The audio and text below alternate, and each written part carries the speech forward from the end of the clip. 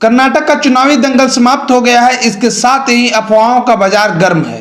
अभी बाजार में कई प्रकार के अफवाह बेचे जा रहे हैं। एक खास वर्ग का कहना यही है कि अब दिन प्रतिदिन नरेंद्र मोदी का क्रेज घटता जा रहा है। इसका साफ संदेश कर्नाटक का चुनाव देता है।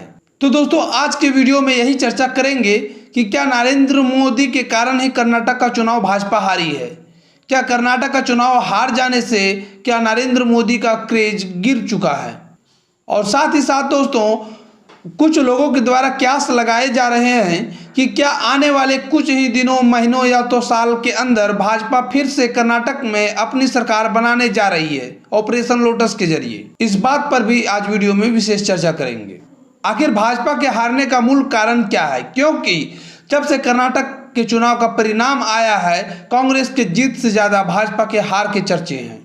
जो खास वर्ग के द्वारा एक ऐसा टूलकिट तैयार किया जा रहा है और सोशल मीडिया या मीडिया के जरिए आप तक परोसा जा रहा है कि नरेंद्र मोदी के कारण ही भाजपा चुनाव हारी है कर्नाटक में, उनका क्रेज अब लोगों के बीच में उतना नहीं रहा है, यह एक महज अफवाह है, यह सच नहीं है। दोस्तों, यदि कोई भी राजनीतिक पार्टी डबल इंजन का सरकार चाहती है तो जाहिर सी बात है कि डबल इंजन का नेतृत्व करता भी होना चाहिए।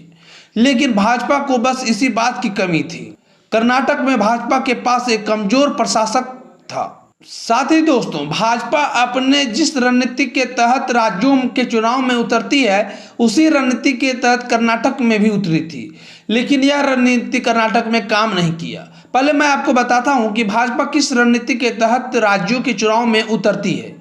दोस्तों, भाजपा खास करके दो रणनीति के तहत राज्य में चुनाव लड़ती है। पहला रणनीति होता है कि ज्यादा से ज्यादा नए लोगों को मौका देना और अपने नेतृत्व में परिवर्तन करना। और इस रणनीति के तहत गुजरात, उत्तराखंड जैसे तमाम राज्यों में उसने सफलता भी हासिल की। लेकिन कहते हैं ना कि खोटी सिक्का कहीं ना कहीं रहता है, हर बार लक आपका काम नहीं देता है। उसी प्रकार से भाजपा का लक कर्नाटक में साथ नहीं दिया। कर्नाटक में भी भाजपा ने अपना नेतृत्व का परिवर्तन किया, साथ ही नए लोगों को भरपूर मौका दिया। और जो यही बात एक रही कर्नाटक में कि भाजपा को बैक पॉइंट पर ले गई, क्योंकि लिंगायत समाज के येदियुरप्पा के बाद दूसरे सबसे बड़े नेता माने जाने वाले जगदीश शेट्टर जैसे कुछ ऐसे बड़े बड़े नेताओं को भाजपा नजरअंदाज की, यहां तक कि उनका टिकट भी काटा गया, जो कि यह निर्णय भाजपा के पक्ष में नहीं रहा। दोस्तों, भाजपा का चुनाव हारने में यह भी एक बहुत बड़ा कारण है। नरेंद्र मोदी का छवि जिस प्रकार से कर्नाटक चुनाव के पहले था, उस प्रकार से आज भी कर्नाटक के चुनाव के बाद भी उनका छवि बरकरार है। मीडिया रिपोर्ट्स के अनुसार ऐसा माना जाता है कि कर्नाटक के लोग नरेंद्र मोदी से नहीं बल्कि बसवराज बोम्मई से नाराज थे, क्योंकि कांग्रेस उन पर लगातार भ्रष्टाचार का आरोप लगाती रही है और लगभग कांग्रेस एक साल से भाजपा को घेरने की पूरी तैयारी कर ली थी, जिसका काट शायद भाजपा के पास नहीं था। बसवराज बोम्मई कर्नाटक में एक अयोग्य, अलोकप्रिय नेता साबित हुए। और दोस्तों, जो चर्चा की जा रही है कि भाजपा फिर से कर्नाटक में अपनी सरकार बना सकती है, तो यदि भाजपा बना लेती है ऑपरेशन लोटस के जरिए कर्नाटक में अपनी सरकार, तो बहुत बड़ा अचंभित होने वाली बात नहीं है दोस्तों, क्योंकि इससे पहले भी भाजपा मध्य प्रदेश और महाराष्ट्र में ऐसा कर चुकी है। कर्नाटक में भी कुछ पॉइंट्स ऐसे हैं जो भाजपा के पक्ष में इस क्यास को और मजबूत करते हैं, क्योंकि जब कर्नाटक के चुनाव का परिणाम आया, उसके बाद कांग्रेस के द्वारा कर्नाटक में एक बैठक रखा गया, जिसकी अध्यक्षता मल्लिकार्जुन खड़गे स्वयं कर रहे थे। इस बैठक का मुख्य मकसद मुख्यमंत्री के नाम पर सहमति बनाना था नेताओं के बीच में। लेकिन दोस्तों, आपको जानकर आश्चर्य होगा कि मल्लिकार्जुन खड़गे की उपस्थिति के बावजूद भी यह निर्णय नहीं हो पाया। किसी भी नाम पर सहमति नहीं बन पाई कांग्रेस में, क्योंकि डीके कुमारस्वामी और सिद्धिमरैया के समर्थक आमने सामने हो गए और वहां पे खूब नारेबाजी हुई, जिसके कारण ही किसी भी नाम पर सहमति नहीं बन पाई। डीके कुमारस्वामी और सिद्धिमरैया दोनों में से कोई भी पीछे हटने को तैयार नहीं है। दोनों नेता के समर्थकों के द्वारा अपने अपने नेता को मुख्यमंत्री बनाए जाने की मांग की जा रही है। जाहिर सी बात है कि यह बात कांग्रेस के लिए एक बहुत बड़ी चुनौती बन गई है, क्योंकि जिस भी एक नेता को कांग्रेस का शीर्ष नेतृत्व मुख्यमंत्री बनाता है, तो जाहिर सी बात है कि दूसरा नेता नाराज होगा और इससे कांग्रेस में फूट की उम्मीद बढ़ सकती है। और भाजपा इसी बात का फायदा उठाकर ऑपरेशन लोटस चला सकती है और फिर से भाजपा अपनी सरकार बना सकती है कर्नाटक में।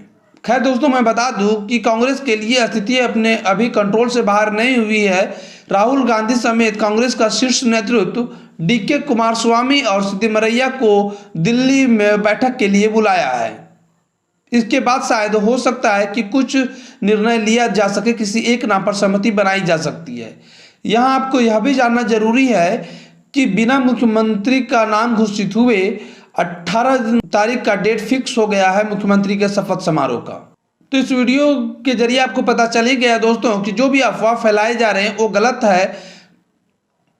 कर्नाटक की विधानसभा चुनाव हारने से भाजपा को हालांकि नुकसान हुआ, लेकिन इससे नरेंद्र मोदी के छवि को किसी भी प्रकार से नुकसान नहीं पहुंचा है, क्योंकि भाजपा जितनी भी सीट लाई है उसमें नरेंद्र मोदी का अहम योगदान रहा है। साथ ही साथ जो कयास लोगों के द्वारा लगाए जा रहे हैं कि भाजपा फिर से ऑपरेशन लोटस के द्वारा कर्नाटक में सरकार बना सकती है, यदि ऐसा कुछ भाजपा करती है तो बहुत अचंभित होने वाली बात नहीं है। तीसरी बात है दोस्तों कि कर्नाटक विधानसभा चुनाव का परिणाम जब से आया है, राहुल गांधी को इसका श्रेय दिया जा रहा है और मल्लिकार्जुन खड़गे को इसका श्रेय दिया जा रहा है।